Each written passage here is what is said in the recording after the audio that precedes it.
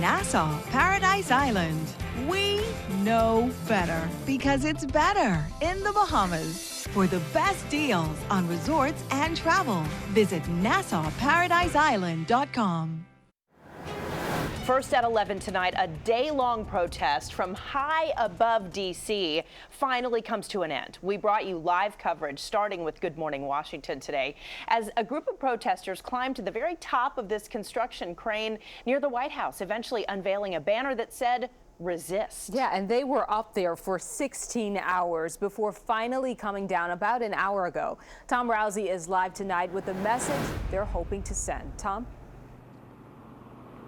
And this was certainly the talk of this part of town all day long and into the night. Just moments ago, L Street, just to my left over here, finally reopened after being shut down the entire day. And it was about an hour ago that these protesters finally came down. Here's video that we took. This happened on L Street between 15th and 16th. You can see the 7 Greenpeace protesters finally descending the 270-foot tall crane. It took a while, but eventually they were put in the back of a police van and then taken away to apparently spend the night in jail. It's unclear exactly what charges they're going to face. This started very early this morning. The protesters, apparently before the construction crew got here, scaled to the very top all the way up there and spent the entire day there unfurling a banner that said "Resist," that you could very easily see from near the White House. Now, I can tell you some folks applauded what they did. Other folks were not so happy, including members of a construction crew that lost an entire day of work building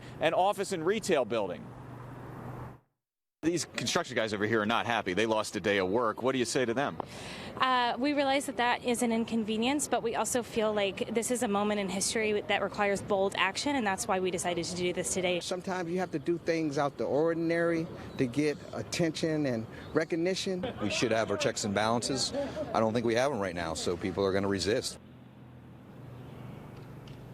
So you can see there some people applauding what the protesters did, but I also heard some folks off camera saying, do they really think they're going to convert anyone to their side by what they did? So there's definitely some differing reactions here in Northwest. Again, all 7 in custody tonight. Where this construction site is actually where the old Washington Post building used to be. There's a big new project going up there, but that project again was stalled the entire day. But things now have returned to normal and L Street is back open. Reporting live in Northwest, I'm Tom Rousey, ABC 7 News. Okay, Tom, thank you. Well, we have now learned that the president is considering a ban on allowing any refugees into the country for 4 months. And along with that, a possible ban on people from 7 mostly Muslim countries for 30 days. This includes Iraq, Iran, Syria, Yemen, Sudan, Somalia, and Libya.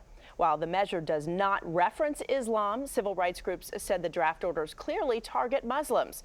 The president could sign the executive orders as early as Friday.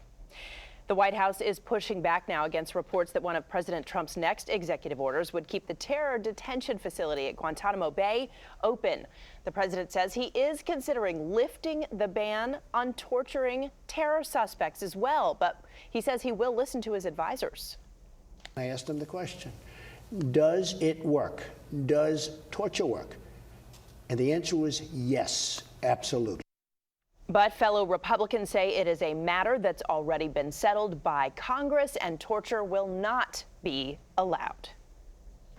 The Secretary of Homeland Security, working with myself and my staff, will begin immediate construction of a border wall.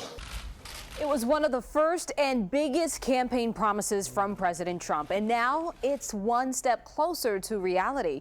President Trump taking fast action on immigration reform today. He announced plans to build a border wall, plans the president of Mexico now says he rejects. He's now even considering canceling a trip to the White House. President Trump also working to deport undocumented criminals even faster. And he's taking aim at so-called sanctuary cities, promising to strip federal money from cities that take in illegal immigrants. But as Annalisa Gale shows us, now those immigrants and city leaders are fighting back. They shouldn't be very worried. I do have a big heart. We're going to take care of everybody. We're going to have a very strong border. We're going to have a very solid border where you have great people that are here that have done a good job. They should be far less worried. We'll be coming out with policy on that over the next period of 4 weeks. Here to stay! Here to stay!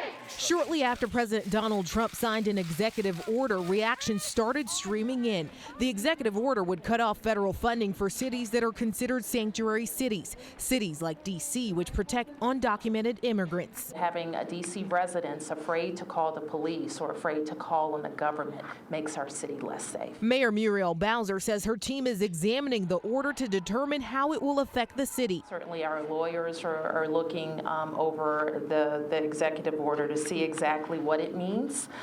We think that there's a lot left to be interpreted. She delivered her statement while protesters wrapped up a rally in front of the White House.